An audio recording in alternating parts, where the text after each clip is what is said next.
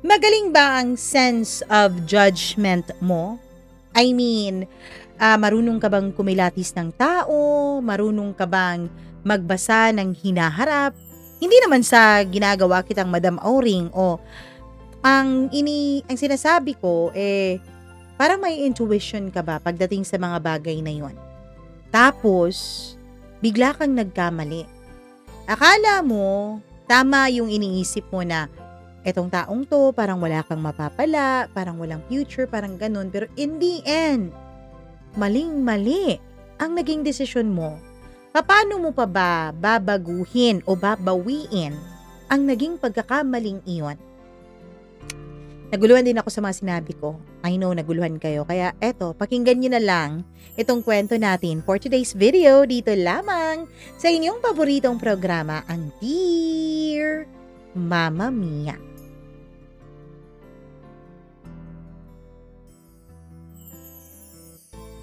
Kung kaya ko lang ibalik ang nakaraan, ay matagal ko nang ginawa.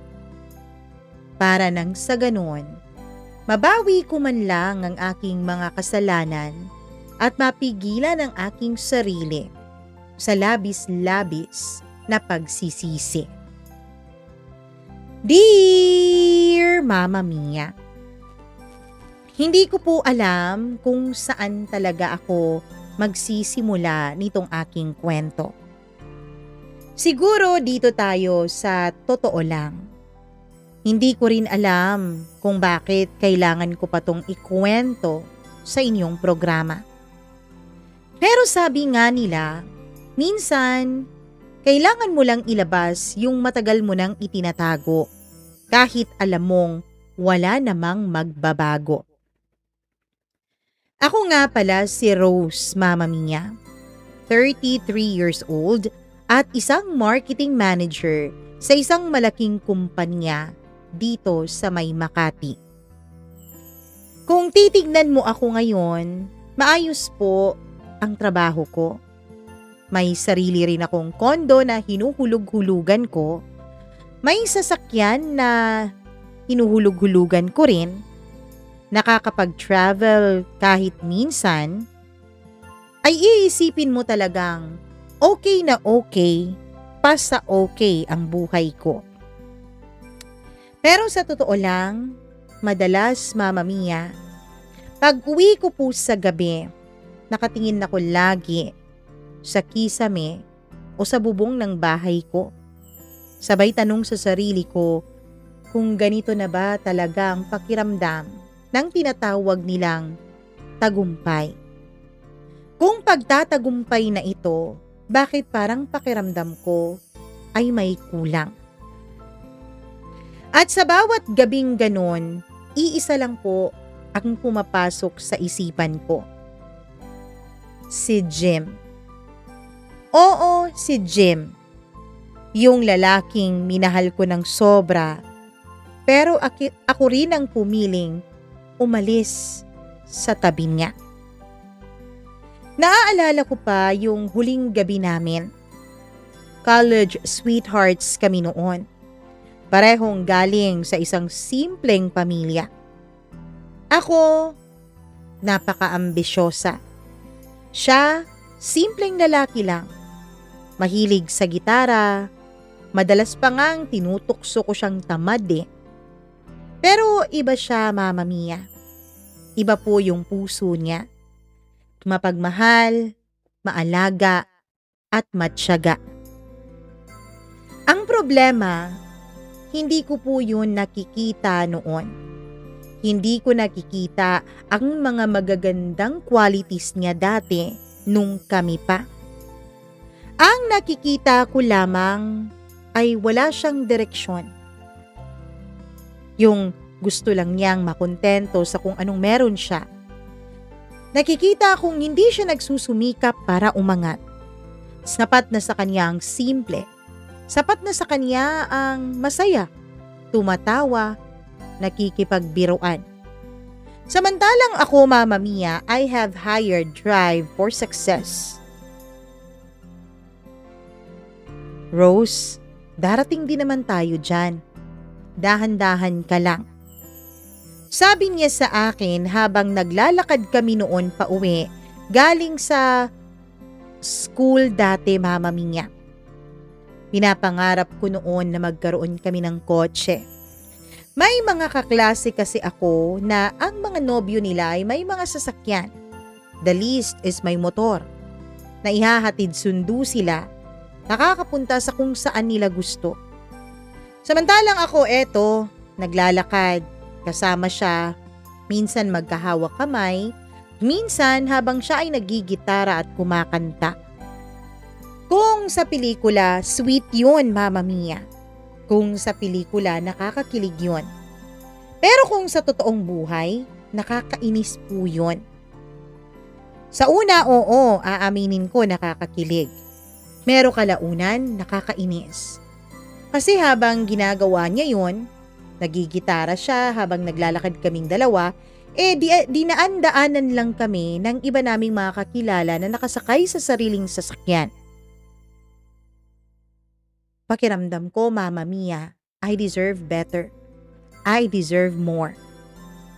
Kaya naman sinabi ko sa kanya na gusto kong mangarap siya na magkaroon kami ng magarang sasakyan o magandang tirahan. Tapos yun ang lagi niyang sagot sa akin. Darating din tayo dyan. Dahan-dahan lang. Pero ako, Mama Mia, napagod na po ako. Napagod akong maghintay sa panahong darating din tayo dyan. Napagod akong umasa na balang araw ay magbabago siya. Na magkaroon siya ng drive. Na magkaroon siya ng pangarap na malaki. Kaya naman isang gabi habang umuulan at nag-aaway kami dahil sa simpleng ulam na mumurahing corned beef lang, ay bigla kong nasabi sa kanya, "Ayoko na, Jim. Pasensya na. Pero wala talaga akong nakikitang future with you." Mama Mia, dun siya natahimik. Tinitigan niya ako ng matagal na para bang sinusubukan niyang hanapin kung totoo yung narinig niya mula sa bibig ko. "Rose, yun ba talaga yung gusto mo?" Tanong niya sa nanginginig na boses. At ang tangangsi ako, tumango ako. Hindi ko alam kung bakit. Siguro, Mama Mia, dahil akala ko kaya ko. Siguro dahil akala ko hindi talaga ako magiging masaya sa piling niya lalo't kinukulang kaming dalawa. Oo, Mama Mia, nagtagal naman ang relasyon namin to the point na nagli-live-in na nga kami. Kaya nga dun ko mas hindi nakita ang pinapangarap kong future kasama siya. Kasi habang magka-live-in kami, ayos lang sa kanya yung nun lang kami. Dun lang, sa isang maliit na apartment. Nagsasama kapag walang pasok. Nag-e-enjoy habang nagluluto ng simpleng merienda. Pero ako ayoko ng ganon. Gusto ko yung makakapag-mall din kahit man lang paminsan-minsan at makakapag-shopping din, pero paano namin yun gagawin? Kaya naman nagdesisyon na talaga ako. Ilang taon ng buhay ko ang binigay ko sa kanya. Mula kolehiyo hanggang sa nagtapos kami, hanggang sa naging mag-live-in, binigay ko sa kanya yon. Hoping na magbago siya. Hoping na mangarap siya ng magandang kinabukasan para sa aming dalawa, pero hindi. Kaya tinapos ko na ang lahat. After that, Mama Mia, hindi ko na siya muling nakita pa. Lumipat ako syempre ng bahay kasi siya naman ang nauna sa apartment na yon. Nag-focus ako sa trabaho ko. Ginawa kong sandigan ang mga pangarap ko na matagal ko nang ipinaglalaban. And yes, tagumpay naman ako. I became successful. Pero sa bawat promotion, sa bawat gabi ng tagumpay, ay may isang tanong na hindi ko po kayang sagutin. Sino pa ba ang matutuwa para sa akin kung hindi siya? Siya nga po pala, Mama Mia. Nag-iisa nga po pala akong anak. Tapos yung mga magulang ko ay naghiwalay nung college ako. Kaya naman, halos wala na po akong pamilya. Kaya rin siguro ako nagtagal noon sa piling ni Jim kasi pakiramdam ko siya lang ang meron ako nung mga panahon na yon. Kaya lang, wala talaga siyang kapangapangarap sa buhay. So bakit ipipilit ko pa? Pero Mama Mia, sa paglipas ng panahon, doon ko napagtanto na hindi pala lahat ng kasiyahan at kaligayahan sa buhay ay nakadepende sa tagumpay mo sa karera at sa pagkakaroon mo ng maraming pera. Hanggang sa mabilis na lumipas ang 5 taon. Ganun katagal na mula nung huli kong makita si Jim. Sa loob ng panahon na yun, akala ko po ay tuluyan ko na siyang nakalimutan. Nasanay na ako sa mga bagong tao sa buhay ko, sa bagong lugar, sa bagong routine. Pero aaminin ko, may mga gabi pa rin na kapag napapadaan ako sa mga lumang kanto kung saan kami dumadaan dati, naglalakad, nagigitara, parang naririnig ko pa rin yung mga tawa niya. Parang naririnig ko pa rin yung boses niyang umaawit sa mga kantang dinededicate niya sa akin. Minsan nga may lalaking tumugtog ng With a Smile by Eraserheads sa bar at bigla na lang po akong napaiyak. Nandun kami sa bar na yon para i-celebrate ang bago ko na namang promotion. Ang hirap ipaliwanag. Hindi dahil sa kanta, kundi dahil yun yung paborito niyang tugtugin sa gitara, na lagi niyang sinasabi na naaalala raw niya ako kapag kinakanta o naririnig niya ito. Ang ironic, ano? Iniwanan ko siya dahil akala ko hindi siya magtatagumpay. Pero eto ako ngayon. Matagumpay nga sa buhay ko pero parang wala namang peace o kapayapaan kahit anong ganda na ng buhay ko ngayon. Kahit nabibili ko na ang gusto ko. Kahit napupuntahan ko na ang lugar na pinapangarap ko dahil may sarili na akong kotse. Hanggang isang araw, Mama Mia, habang nagko-coffee ako sa isang cafe na malapit lang sa opisina, ay bigla akong may narinig na pamilyar na pangalan. Uy, si Jim, ikakasal na raw next month. Parang huminto yung mundo ko nun. Napatigil ako sa paghalo ng kape ko. Napatitig lang ako sa mga taong nag-uusap sa kabilang mesa. At dun ko napagtanto, Mama Mia. Mga dati pala naming kaklase ang mga taong yon. Kaya naman kumabog ang dibdib ko. Iisa kaya ang Jim na iniisip namin? Ang Jim kaya na pinag-uusapan nila ay ang Jim ko dati? Hindi ko alam kung anong mararamdaman ko. Masaya ako dapat, di ba? Pero bakit parang may kumurot sa puso ko nung marinig ko ang salitang ikakasal? Umuwi ako ng gabing yun ng tahimik lamang. Wala akong ginawa kundi titigan yung mga lumang letrato naming dalawa. Yung picture namin sa may luneta. Basa pa kami ng ulan noon pero nakangiti pa rin kami pareho. At dun ako tuluyang napahagulgol. Hindi dahil mahal pa ako ni Jim, kundi dahil na-realize kong sa kabila ng lahat ng pinagdaanan ko, sa kabila ng lahat ng tagumpay ko, si Jim pala ang natatangi kong pangarap. Mahal ko pa rin pala siya. Kinabukasan, Mama Mia, sinubukan ko pong hanapin siya sa Facebook. Pinisip ko at nagdasal ako ng taimtim na sana nga hindi siya yung Jim na pinag-uusapan ng mga taong kakilala ko nung nakaraang araw. Simple lang naman dapat ang ginawa kong paghahanap sa kanya. Out of curiosity lang, sabi ko sa sarili ko. Kahit naman matagal na kaming hindi nagkikita, naging bahagi din naman siya ng nakaraan ko. Kaya dapat lang, and normal lang naman siguro na mag-curious ako tungkol sa kanya, di ba? Pero nang makita ko yung profile niya, Mama Mia, na matagal ko nang blinak dati, ay parang binuhusan po ako ng malamig na tubig. Nandun siya, nakangiti, mas gwapo, mas maayos, at may kasama. Ayon sa tag name doon sa profile niya, Ella ang pangalan nung babae. Yun yung babaeng ikakasal daw sa kanya. Dahil nakita ko rin ang engaged status nilang dalawa.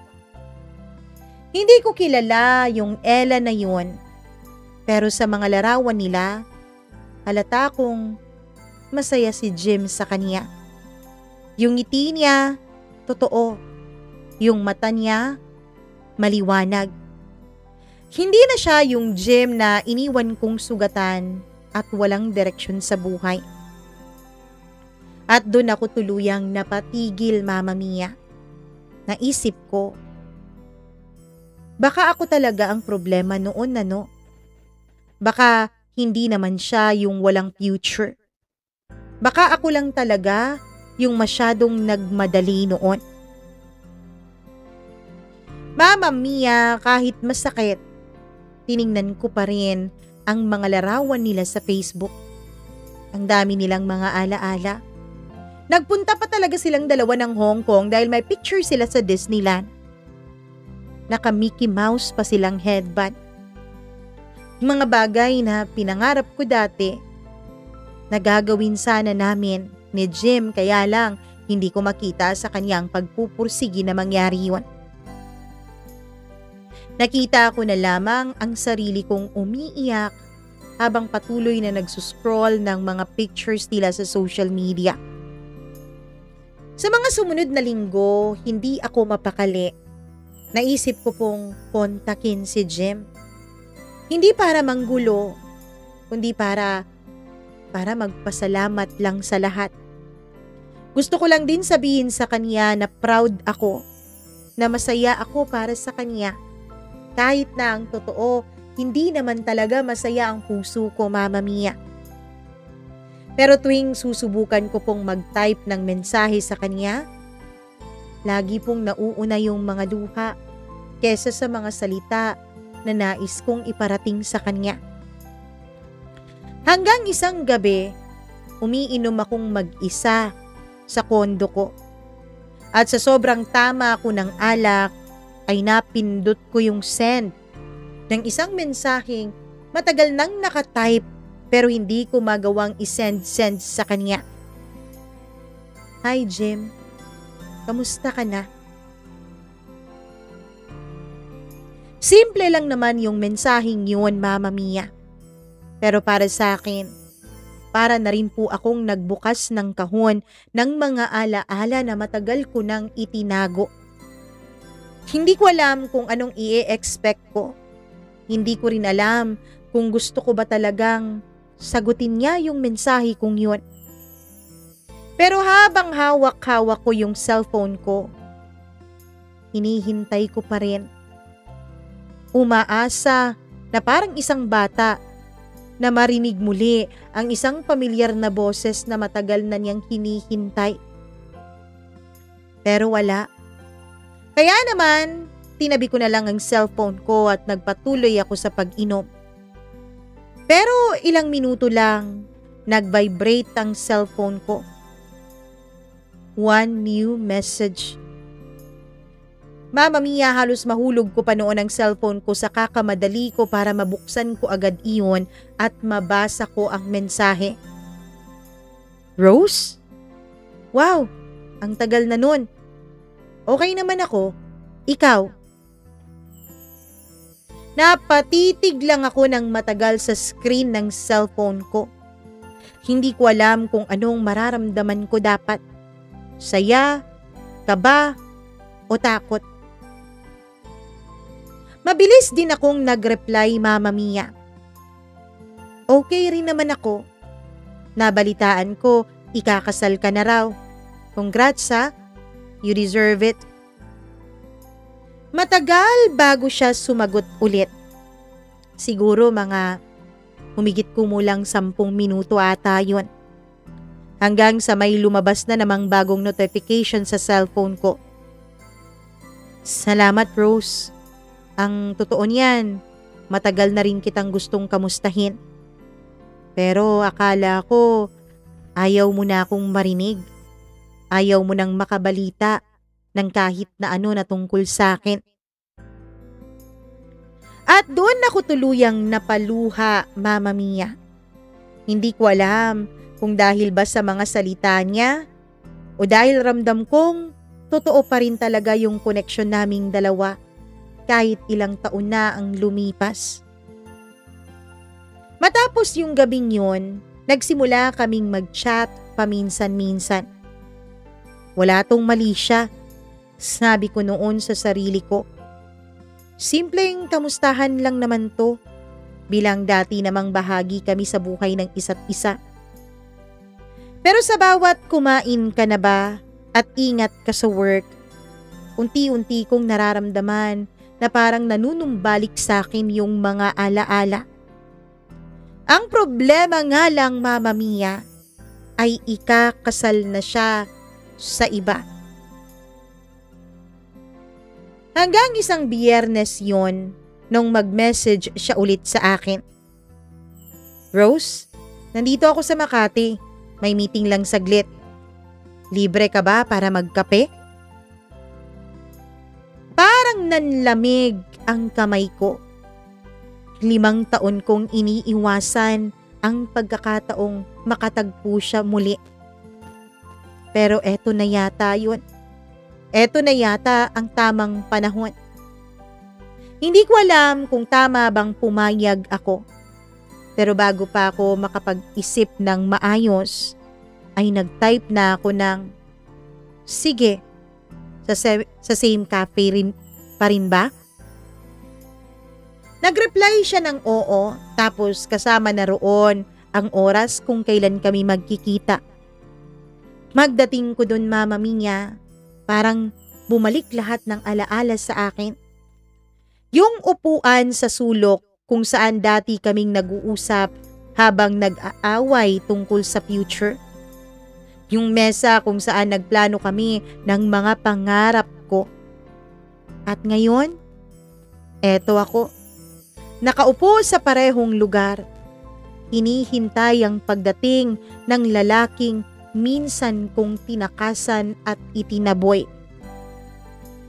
Pagdating niya, Mama Mia, hindi ko po napigilang mapahawak sa dibdib ko. Iba na siya. Mas matured, mas kalmado. At oo, aaminin kong mas gumwapo. Pero nang ngumiti siya at sabihing, "Hi Rose." Parang yung Jim pa rin dati yung nasa harap ko. Yung taong minahal ko at yung taong minahal din ako noon ng buo. Ang tagal na no, grabe, sabi niya. Tumango lang ako. Oo, 5 taon na mahigit. Nahimik kaming nagkapeng dalawa. Pareho pa rin ang order namin sa cafe na yon. Hanggang sa marami na siyang naikwento sa akin. Tungkol sa trabaho niya sa Davao, sa pamilya niya, at syempre, tungkol sa bagong inspirasyon niya, si Ella. Habang nagsasalita siya, pilit po akong ngumingiti. Pero sa loob ko, Mama Mia, parang may sumisigaw na tanong. Bakit siya naging ganito kasaya sa iba? Bakit kinakaya niyang maging masaya sa piling ng iba tapos ako, heto, sa kabila ng mga tagumpay na tinatamasa ko, kulang pa rin. Hindi pa rin masaya ang puso ko. At nang matapos yung usapan namin at naubos yung kape at pastry na aming in-order, ay sabay kaming tumayo. Bago siya umalis, tumingin muna siya sa akin. at marahan niyang sinabing, "Salamat sa lahat, Rose. Kung hindi mo ako iniwan noon, baka hindi ko natutunan kung paano tumayo sa sarili kong mga paa." Ngumiti ako, Mama Mia. At tsaka lumabas na rin. Pero pagkatapos ng halos 30 minutos na pananatili ko sa loob ng kotse ko, 30 minutos ang nagdaan matapos siyang umalis at nawala sa aking paningin, ay hindi ko napigilan ang pagpatak ng mga luha sa mga mata ko. Doon ko lang naintindihan. Minsan, kailangan mong masaktan ng isang tao para lumakas siya. Ang kaso, habang siya ay lumakas sa ginawa kong pananakit sa kanya, ako naman ang unti-unting naiwan na nadudurog. Simula nung araw na yun, Mama Mia, hindi na po talaga ako mapakali. Kahit anong gawin ko, ang mukha ni Jim ang nakikita ko. Kapag nasa meeting ako, iniisip ko kung ano na kayang ginagawa niya ngayon. Kapag gabi naman, paulit-ulit kong binabasa yung mga messages namin dati sa isa't isa. Pati na rin yung mga messages namin ngayon. Kahit yung simpleng, "Ingat ka." Hanggang isang gabi, nag-message siya ulit sa akin. "Rose, nakalimutan ko palang mag-message. Thank you for meeting me, ha? I didn't realize how much I missed you. How much I missed talking to you." Naiyak ako, Mama Mia. Hindi dahil may pag-asa pa, kundi dahil alam kong kahit na miss niya rin akong kausapin, ay huli na ang lahat para sa aming dalawa. Bago ko pa man maramdaman ulit yung kilig, yung pangungulila, ay sinundan niya pa ito ng isa pang mensahe. Next week na pala ang wedding ko. Kinakabahan ako, Rose, pero masaya naman ako. At doon ay parang bumagsak ang dibdib ko, Mama Mia. Parang nahulog ang puso ko sa lalagyan nito. Wala akong masagot sa mensahe niya. Tinitigan ko lang yung screen ng matagal hanggang sa tuluyan ng lumabo ang paningin ko dahil sa mga luhang hindi ko na kaya pang pigilan. Kinabukasan, dumaan ako sa simbahan na lagi naming pinupuntahan dati. Hindi naman po ako madasalin o dasalera. Pero sa araw na yun, nagdasal ako ng taimtim. Lord, kung hindi talaga siya para sa akin, sana maging masaya siya kahit hindi na ako yung kasama niya. At sa unang pagkakataon, Mama Mia, naramdaman ko ang bigat ng naging desisyon ko dati na bitawan siya. Naramdaman ko ang bigat ng totoong pagkawala niya sa buhay ko. Akala ko, Mama Mia, or siguro subconsciously, nag-e-expect ako dati na kapag iniwanan ko siya at nagtagumpay ako ay maging masaya ako, makahanap ng isang taong kapareho ko ng drive pagdating sa mga pangarap. O di kaya akala ko makahanap siya ng drive para mangarap ng mas bongga, tapos babalikan niya ako. Pero hindi. Hindi yun ang nangyari. Kaya naman, Mama Mia, dinasal ko na lang na sana magkaroon ako ng lakas ng loob para tanggapin na hindi talaga siguro kami para sa isa't isa ni Jim. Siguro ganun talaga yung tunay na pagmamahal. Yung marunong kang bitawan kahit alam mong ikaw pa rin yung nasasaktan. Araw-araw na akong pagod noon sa trabaho. Pero nitong linggong ito, ibang klase ng pagod yung nararamdaman ko, Mama Mia. Dati ang pagod ko sa trabaho nakukuha ko sa pagpapamassage. Nagiging okay ako kapag namassage ako, nakapagliwaliw ako. Pero iba ang pagod na nararamdaman ko ngayon. Pagod hindi dahil sa dami ng reports o overtime na kailangan kong gawin at i-render, kundi dahil sa bigat ng dibdib ko na kahit anong gawin ko ay hindi mawala-wala. Kahit inubos ko na ang lahat ng mga romantic comedies o mga nakakatawang palabas, hindi ko pa rin magawang ngumiti. Kasi Mama Mia, kasal na ni Jim sa Sabado. 6 na araw na lang.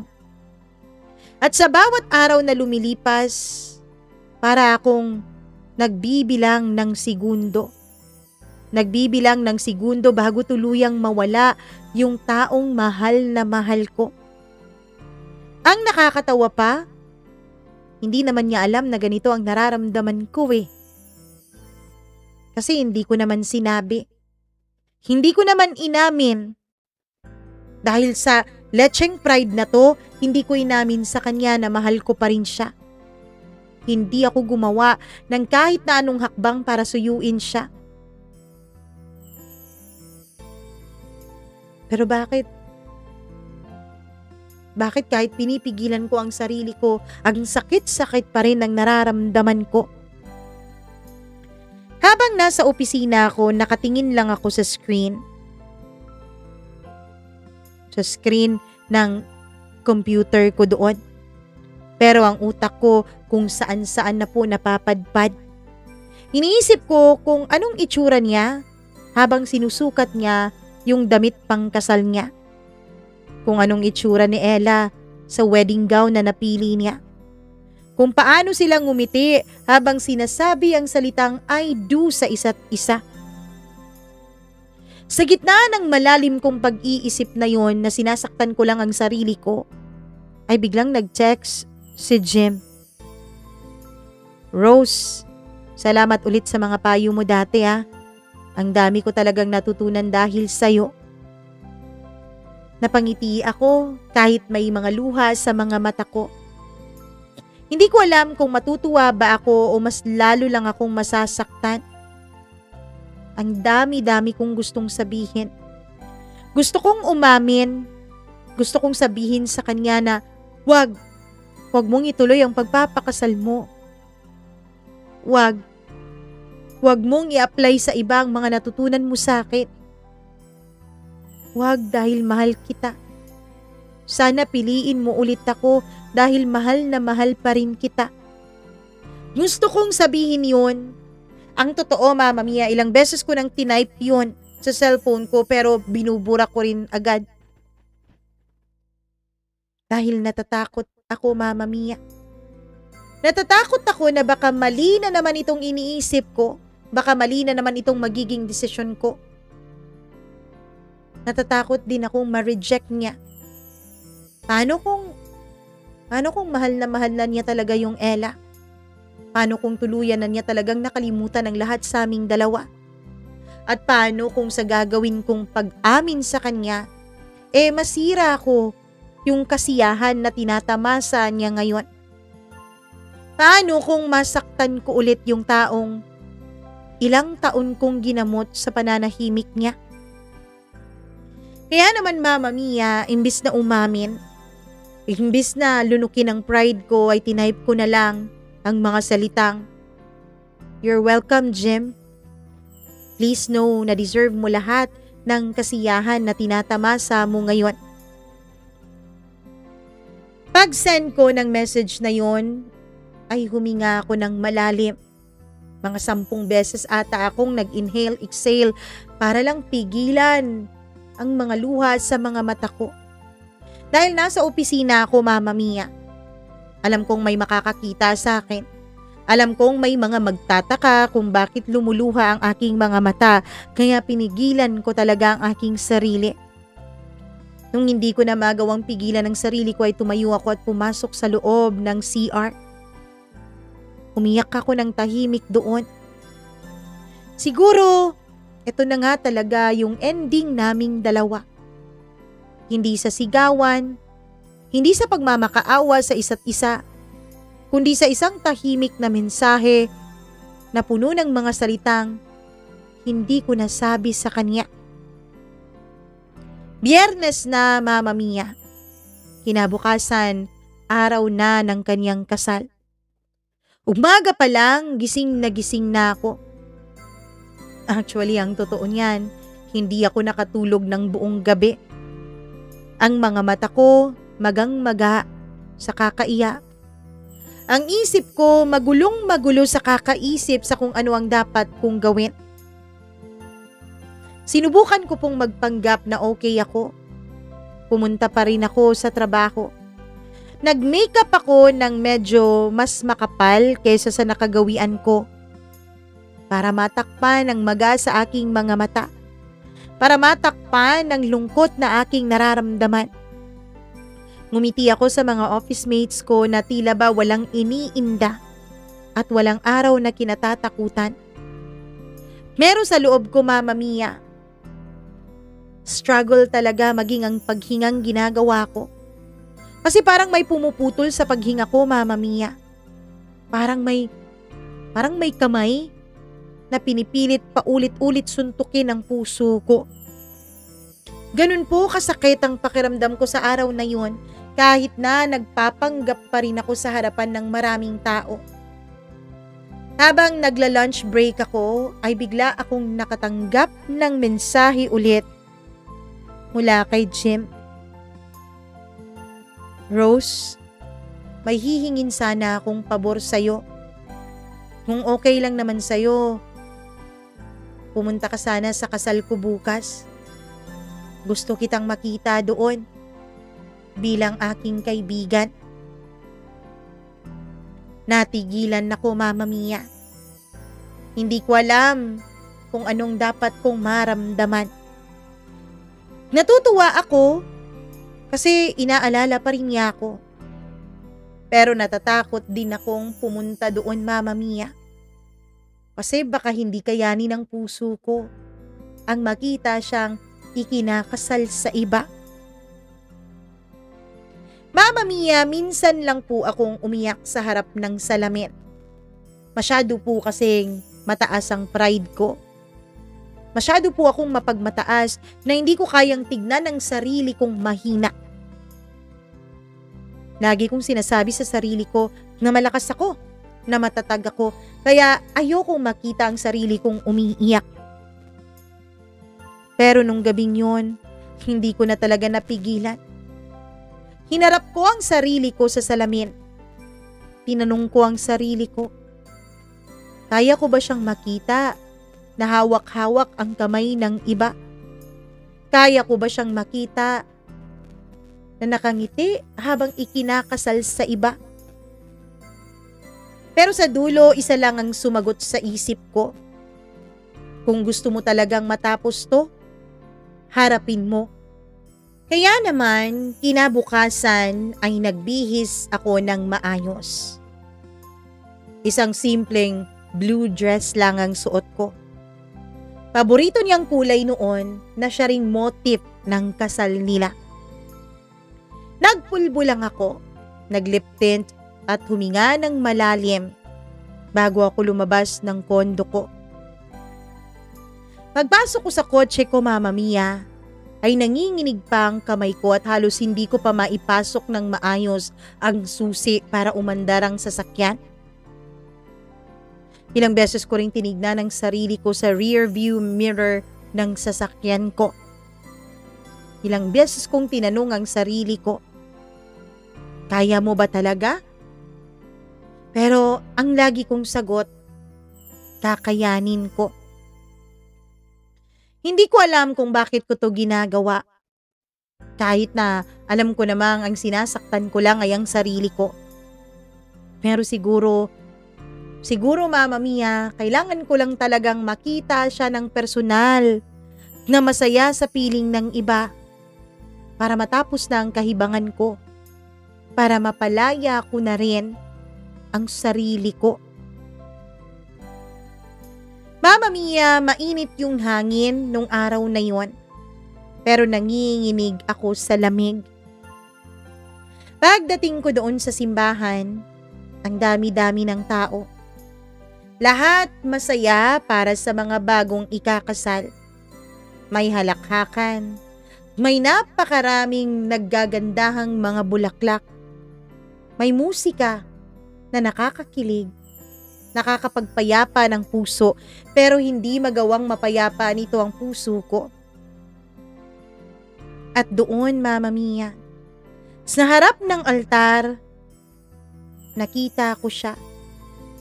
Si Jim. Ang gwapo-gwapo niya sa suot niyang barong. Nakangiti. Ang mga mata niya ay kumikislap habang hinihintay ang babaeng papasok na sa pintuan ng simbahan. Napatigil ako. Natigilan ako, Mama Mia. Nung nagbago na ang tugtog. Hudyat, napapalabas na at parating na yung bride. Para pong bumagal ang lahat sa paligid ko. Parang halos tumigil na ang oras. Parang ang bawat segundo ay nagiging 1 minuto. Ang puso ko ay kumakabog na para bang gusto nang sumabog. Pagpasok ni Ella, nakangiti siya. Magandang maganda.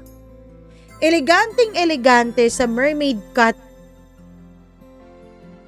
na wedding dress niya. Magkaiba nga talaga kaming dalawa. Kasi ako, ang gusto kong wedding dress, ang pinag-uusapan namin dati ni Jim nung kami pa, ay ball gown type, yung parang pang debutant. Eleganteng elegante tignan si Ella, at bagay na bagay silang dalawa. At sa bawat hakbang niya papunta kay Jim, parang may parte ng kaluluwa ko na unti-unti ring naglalaho. Habang binibigkas ng pare ang mga panata, hindi ko na talaga napigilan ang mga luha ko. Tahimik lang akong nakaupo sa may likuran. Pero ang bawat oo nila para sa isa't isa ay para pong mga palaso na tumatama sa puso ko. Hanggang sabihin ng pare na kung meron man raw tumututol sa kasalang ito, ay magsalita na raw or panghabang buhay ng manahimik. Ewan ko pero may bahagi sa akin na gustong magtaas ng kamay. Gustong magsalita. Gustong humingi ng tawad kay Jim. Gustong magmakaawa na sana ako na lang si Ella. Buti na lang, Mama Mia, at napigilan ko pa rin naman ang sarili ko at hindi pa rin naman ako tuluyang bumigay doon. Ilang saglit pa ay sinabi na ng pare na kayo ngayon ay mag-asawa na. You may now kiss your bride. Napapikit na lang ako ng mahigpit. Hindi ko na nakita kung paano po sila naghalikan dalawa sa harap ng maraming tao para patunayan ang matinding pagmamahal na nararamdaman nila sa isa't isa. At naramdaman ko na lang, Mama Mia, habang ako ay nakapikit, ay yung hangin na dumaan sa mukha ko. Yung pagtama ng liwanag sa mga mata ko. At yung bigat ng luhang matagal ko nang pinipigilan. Paglabas ko ng simbahan, naglakad ako na parang walang direksyon. Iniwanan ko na nga ang kotse kong nakapark lang doon.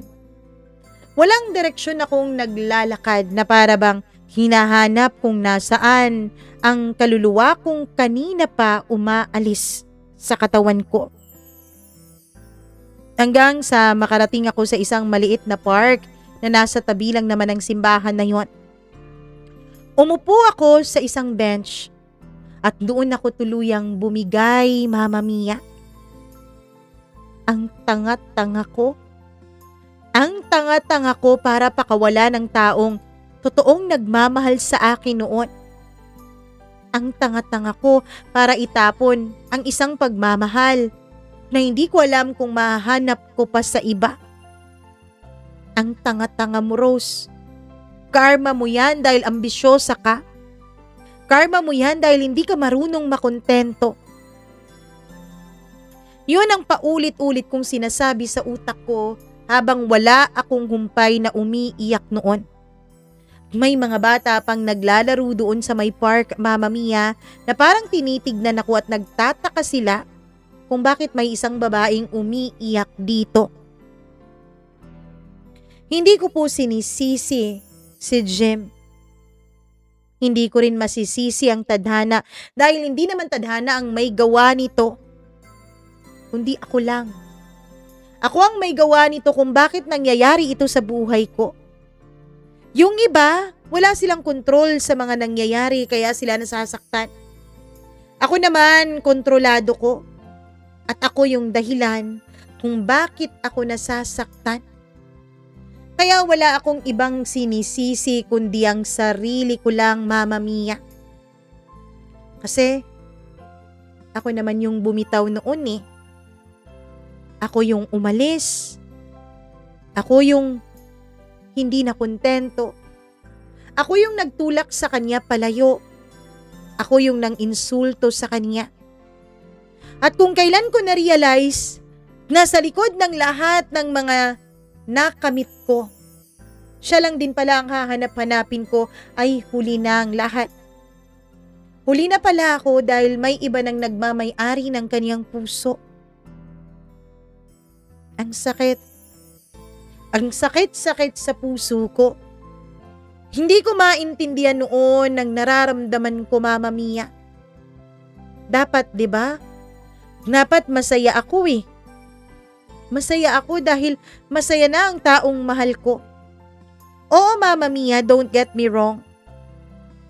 Masaya naman talaga ako para sa kanya. Masaya naman talaga ako dahil nakikita kong masaya siya. Pero paano ka nga ba magiging tunay at totoong masaya kung kasabay ng kasiyahan nga yung pagkamatay din ng puso mo? Hindi ko alam kung ilang oras akong nanatili sa parking iyon. Hindi na ako nagpunta sa reception ng kasal niya. Ang ginawa ko na lang ay sinend ko sa kanya ang maliit na video clip na kinunan ko sa loob ng simbahan bilang patunay sa kanya na nandun ako. Na nakita kong ikinakasal siya sa iba. Hindi ko nakakayanin pa ang magkunwaring masaya dun sa reception. Baka dun pa ako bumigay. Baka dun pa ako humagulgol at baka dun pa magka-iskandalo. Nanatili ako sa parking yun hanggang sa dumilim. Hanggang sa pumatak ang ulan. Hanggang sa nabasa na nga ako. Pagkatapos noon, nung basang-basa na ako ay tsaka ako naglakad pabalik sa simbahan kung saan nakapark ang sasakyan ko. Pumasok ako sa loob ng sasakyan na basang-basa. Buti na lang yung clutch ko ay waterproof naman kaya hindi nabasa ang cellphone ko. Pagdating ko ng kondo, ay dumiretso ako sa banyo. Doon, sa ilalim ng shower, nagdasal ako na sana anurin na rin ng tubig ang lahat ng sakit na nararamdaman ko. Hindi ko alam kung ilang oras akong umiyak sa ilalim ng shower. Basta halos wala na akong makita nung matapos ako doon dahil sa mugto ng aking mga mata. Kinabukasan, parang wala ng kulay ang paligid para sa akin. Parang wala ng sigla yung araw. Kahit tirik na tirik pa ang araw, Mama Mia, sa labas ng bintana ko, ay tila parang madilim ang paligid ko. Hindi ako lumabas ng kondo ko. Linggo yun. Pero wala akong ginawa kundi ang magmukmok. Halos hindi ako kumakain. Buti na lang at meron pang cup noodles sa loob ng pantry ko at yun ang kinain ko dahil wala talaga akong lakas para magluto. Matapos ang isang araw, nag-text ako sa opisina at hindi ako pumasok sa trabaho nung Lunes. Hindi ko rin binuksan ang cellphone ko matapos kong i-text ang boss ko na hindi ako makakapasok kasi masama ang pakiramdam ko. Ang gusto ko lang noong gawin ay ang magpahinga. Mahiga sa kama, tahimik, walang kausap, at walang kahit na anong naririnig kundi ang tibok ng puso ko at ang impit na pag-iyak ko. May mga pagkakataon, Mama Mia, na gusto kong saktan ng sarili ko sa labis-labis na pagsisisi ko sa ginawa ko. Gusto kong isumbat sa sarili ko ang lahat-lahat ng pagkukulang ko. Ewan ko ba? Parang binibiro din ako ng pagkakataon eh. Kung kailan inis na inis ako sa sarili ko, ay doon naman bumabalik sa akin ang mga alaala kung paano ako mahalin ni Jim dati. Pero may mga sandali rin na tinatanong ko po ang langit. Bakit kailangan ko pa siyang mahalin ng husto? Kung hindi naman talaga siya itinadhana para sa akin. Tinatanong ko noon ang sarili ko, Mama Mia, kung talaga bang hindi kami nakatadhana sa isa't isa? O nakatadhana kami pero ako lang ang umayaw at tumalikod. Ilang araw akong ganon. 1 linggo akong umabsent sa opisina. Tulog, gising, iyak, balik ulit sa pagtulog. Pagkatapos ng 1 linggo, nadagdagan ang routine ko. Tulog, gising, iyak, trabaho, balik ulit sa tulog. Pero habang lumilipas ang mga linggo, unti-unti kong nararamdaman na tila nababawasan din naman kahit papaano yung sakit na nararamdaman ko. Hindi pa siya nawawala, pero parang nasasanay na ako sa sakit na yun. At parang natututo na rin akong mabuhay kahit wala na siya sa piling ko. Minsan, Mama Mia, habang naglalakad-lakad ako noon, napadaan ako sa isang cafe kung saan kami huling nagkita ni Jim. Kaya ginawa ko ay pumasok ako, umorder ng kape na ino-order niya. Hindi kasi kami pareho ng order, kaya gusto ko noong tikman ang order niya kung bakit siya nasasarapan doon. At umupo ako sa parehong mesa. Hindi ko alam kung bakit pero parang kailangan kong bumalik doon. Hindi para maghintay, kundi para tuluyang magpaalam. Habang iniinom ko yung kapeng iniinom niya, doon ko napagtanto. Hindi nga siguro talaga pareho ang kaligayahan naming dalawa. Kasi hindi ako nasasarapan sa kapeng in-order niya eh. Ibig sabihin, hindi talaga siguro kami compatible sa isa't isa. Habang sinasabi ko yun sa sarili ko ay napangiti ako nang maalala ko yung mga sandaling nag-aaway kami sa mga simpleng bagay lang noon. Dati ayaw na ayaw niya ng balot. Pero ako yung nagpumilit. Pinag-awayan pa nga namin yun dahil ayaw niya talagang tikman. Pero nung umiyak na ako, ang ginawa niya ay tinikman niya. Matapos ang unang tikim ay naging paborito na rin niya ang balot. Ngayon habang inaalala ko yun ay natatawa na lang ako. Siguro ganun talaga, no? Dumadaan lang ang tao sa buhay mo. Minsan hindi para manatili, kundi para turuan ka ng isang mahalagang leksyon. Sa pagkakataong yun, Mama Mia, tinanggap ko na. Hindi si Jim ang mali sa naging kwento namin, kundi yung oras at yung magkaiba naming mga pangarap. Hindi lang talaga kami itinakda sabay. Hindi sabay ang oras namin, ang oras na mangarap at oras na magmahal. Lumipas ang 3 buwan, akala ko tapos na talaga ang lahat. Pero isang gabi, Mama Mia, habang papauwi ako galing sa opisina, nagdadrive ako noon ng kotse ko nung biglang nag-ring ang cellphone ko. Nasa traffic light ako kaya nagawa kong matignan kung sino ang tumatawag. Isang unknown number. Sinagot ko ng walang pag-iisip dahil akala ko isang kliyente. Hello? Tahimik sa kabilang linya. Hanggang sa narinig ko yung boses na hindi ko inaakalang maririnig ko pa. Rose? Si Jim, Mama Mia.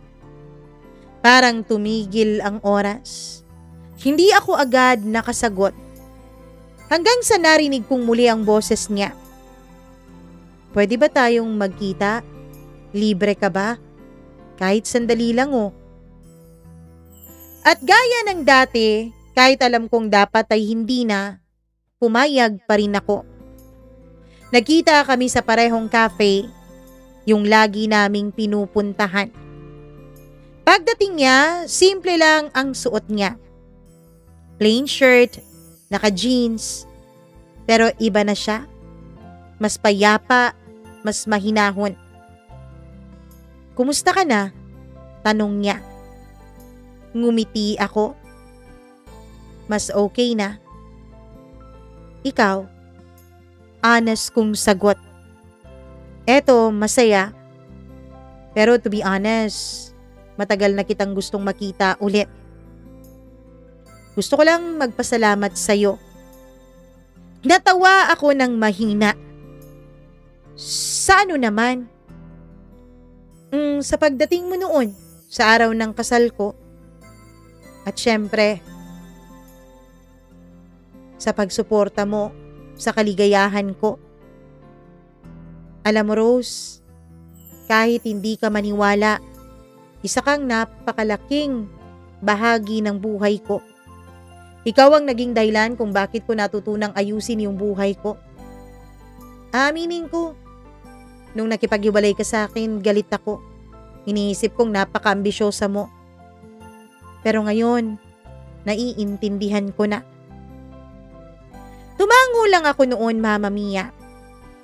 Hindi ko alam kung iiyak ba ako o ngingiti. By the way, Ella knows that I'm here. Dagdag pa niya. Gusto niya raw kitang makausap. Sabi niya, baka kailangan din natin ng totoong closure. Nakita raw niya kasi sa mga mata mo nung araw ng kasal namin na parang may iniinda kang sakit sa puso mo. At dun ako tuluyang napangiti. Ayos na ako, Jim. Siguro kaya lang niya yun nakita ay dahil aaminin ko may konting pagsisisi sa puso ko sa ginawa kong pag-iiwan sa'yo dati.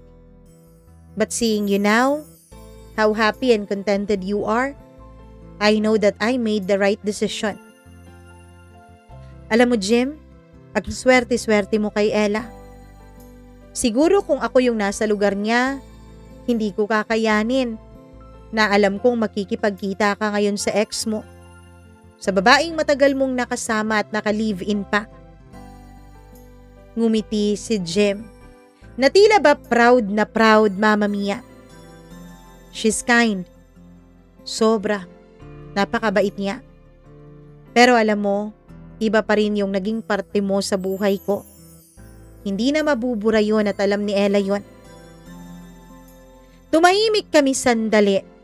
Pareho naming alam na yun na yung huling pagkakataon naming dalawa. Bago siya umalis ay nagtanong siya.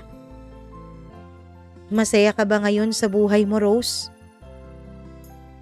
Matagal akong natahimik, Mama Mia. Hindi ko alam kung anong sasabihin o isasagot ko. Sa huli, pinili kong maging honest. Hindi pa. Pero alam kong papunta na rin yun doon. Ngumiti siya at tumango. At least ngayon, alam mo na kung anong tunay na magpapasaya sa'yo. Pag-alis niya, Mama Mia, ay hindi ako umiyak. Sa unang pagkakataon ay naging magaan yung loob ko. Siguro kasi sa wakas, natapos ko na yung kwento namin. Nasabi ko na sa kanya ang totoo at hindi ko na naitago pa. Natapos rin kaming dalawa sa pagpapatawad sa isa't isa. Lumipas pa ang mga buwan. Bumalik ako sa dati kong routine, pero iba na ang pakiramdam ngayon. Mas madalas na akong umingiti. Mas madalas na rin akong lumalabas. At minsan kapag naiisip ko si Jim, hindi na masyadong masakit sa dibdib. Sa halip ay parang may ngiti na lang akong binibitawan. Ngiti ng pasasalamat at ngiti ng pagbitaw. Natuto akong tanggapin na hindi lahat ng minamahal ay kailangang mapasayo. Minsan, sila yung magtuturo sa'yo kung paano magmahal ng totoo. Yung walang hinihinging kapalit. Minsan sa gabi habang naglalakad ako sa isang park, napapatingin ako sa mga ilaw. At sa ilalim ng mga ilaw na yon ay parang naririnig ko pa rin yung boses niya. Yung tawa niya. Pero ngayon, hindi na ako umiiyak. Kasi alam ko kung nasaan man siya ay masaya siya. At ako, unti-unti na ring nagiging totoo ang kasiyahan ko. At kung sakaling magkita man kami ulit balang araw, gusto ko lang sabihin sa kanya na Jim, salamat. Hindi mo man ako piniling makasama habang buhay. Ikaw pa rin yung nagturo sa akin kung ano talaga ang ibig sabihin ng pagmamahal. Huminga ako ng malalim, tinitigan ng langit sabay ngiti. Ngayon, kaya ko nang sabihin ng buo ang loob ko ang mga salitang, mahal pa rin kita, Jim. Pero ang pagmamahal na to ay mas nanaisin ng kasiyahan mo kaysa sa makasira ng ibang tao. Minsan, Mama Mia, naiisip ko pa rin kung paano kaya kung hindi ako umalis noon. Siguro iba ang naging kwento namin. Siguro kami pa rin. Pero baka nga tama lang na ganito ang nangyari. Kasi kung hindi ako nawala, hindi rin naman siguro matututo si Jim na maging mas mabuting lalaki at asawa kay Ella. Ang buhay hindi laging tungkol sa kung sino ang nanalo o kung sino ang naiwan. Minsan, tungkol lang yan sa kung sino ang natutong tumanggap ng mga resulta ng mga naging desisyon nila. Ang tunay na closure ay yung kapatawaran na binibigay mo hindi sa ibang tao, kundi sa iyong sarili. Dahil aminin man natin o sa hindi, may mga pagkakataon talaga na tayo ay nagkakamali sa pagpili at sa desisyon natin. Maraming salamat po, Mama Mia.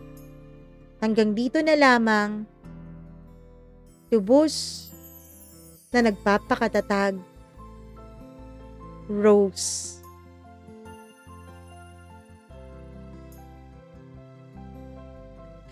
Ikakasal ka na. Charot, ang sakit, no? Sakit ng awitin na yon. Somehow, somewhere, parang lahat naman siguro tayo ay parang makaka-relate ng konti sa mga pinagdaanan ni Rose sa buhay, sa mga maling desisyon na ginawa niya. Siguro part of us, 'di ba? Merong ganon. Ako, to be honest, meron akong ganon. Charot. Anyways, Rose, ganun talaga ang buhay. Ang tuwa ko lang ay natuto kang magparaya, natuto kang magpalaya. Alam mo, sa buhay, iba-iba talagang nagiging desisyon natin eh. Hindi naman importante kung mali o tama ang ating mga nagiging desisyon. Lalo na kapag future natin at buhay pag-ibig natin ang pinag-uusapan. Ang importante lang naman ay handa tayong harapin anuman ang consequence ng mga naging desisyon natin.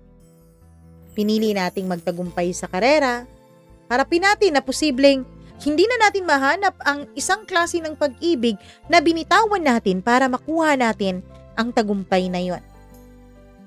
Kanya-kanya po tayo. Hindi po dahil pareho tayong tao ay pareho nang mahalaga sa atin. Yung iba mas mahalaga sa kanilang love life. Yung iba naman mas mahalaga ang pera. Mas mahalaga ang sinasabi ng iba, ang pride, ang kayamanan, ang kakayahang mabili ang lahat ng gusto. At hindi natin dapat i-judge ang ibang tao kung hindi man align ang kanilang gusto sa atin. Dahil iba-iba talaga tayo, iba-iba ng choice, Iba-iba ng mga priorities. At natutuwa naman ako sa iyo, Rose, dahil natutunan mong tanggapin na hindi sa lahat ng pagkakataon at sa lahat ng aspeto ng buhay natin nagiging matagumpay tayo. Sadyang ganun lang talaga ang buhay. It's a matter of compromise and it's a matter of acceptance. Kung anong meron sa atin, dapat matuto tayong tanggapin yun, matuto tayong i-appreciate yun, bago pa yun tuluyang mawala at bago pa natin mahuling ma-realize na eto pala ang hinahanap ko. Eto pala ang makakapagpasaya at makapagbigay sa akin ng totoong kaligayahan. Maraming salamat, Rose, sa binigay mong napakagandang kwento sa atin para sa araw na ito. Nako naman, sa mga nakikinig sa atin ngayon, please do subscribe to our channel at huwag niyong kalimutan na i-share ang video na to at syempre, 'di ba, i-like niyo na rin dahil napakaganda naman talaga ng kwento ni Rose. At bukas, isa na namang kwento talaga na hindi ko alam kung kayo'y maiinis o kayo'y maaawa sa kanyang kwento. Charot. Anyways, bago tayo magpaalam, hello, sorry. Bago tayo magpaalam, hello muna ako sa mga suki nating members. Hi kay Colleen Bueno, kay Dayan Martinez. Hi din ako kay Evelyn Kawit, kay Janice Linian, Maria Elena Abe. Hello rin kay Maureen Tugab, Gimaras Girl, Easy Gale, Mila Raduban at Freaky. Maraming salamat sa inyong pagmamahal. At syempre, hello rin ako sa ating mga suki na kahit hindi nagpa-member ay hindi naman nangiiwan sa ere at lagi pa rin naman tayong sinusubaybayan at hindi nagsiskip ng ads. Hi ako sa mga suki natin na si Maria Fe Dikit, kay Julieta Estralobio, maraming salamat. Hello rin ako kay Kuwapik, kay Maria Elena Abe Reynante Padilla, maraming thank you. Anna Jane, hello sa'yo, maraming salamat. Abigail Tenorio, hello. Kay Michi Pangilinan, Ed Santos, at Deans Limbo, maraming salamat sa inyong pagmamahal at pakikinig. Sa meron pong mga kwento dyan na nais i-share sa atin, all you have to do is to email that to us, mamamiacdo0317@gmail.com. At syempre, huwag niyong kalimutan na i-subscribe ang channel na to, i-click ang notification bell para lagi po kayong updated. At meron din tayong isa pang channel na alam ko ngayon ay may laman na pong bagong kwento, ang Encounters with Mama Mia. Pakihanap po, kung hindi nyo mahanap, andyan po sa description box yung link kung saan nyo masubscribe at mapakinggan ang mga kwentong iyon. Muli, ako si Mama Mia na nagpapasalamat ng lubos sa lagi nyong pagsubaybay at pakikinig dito sa ating paboritong programa. Maraming salamat. I love you all so much. Mag-ingat po kayo. Bye-bye!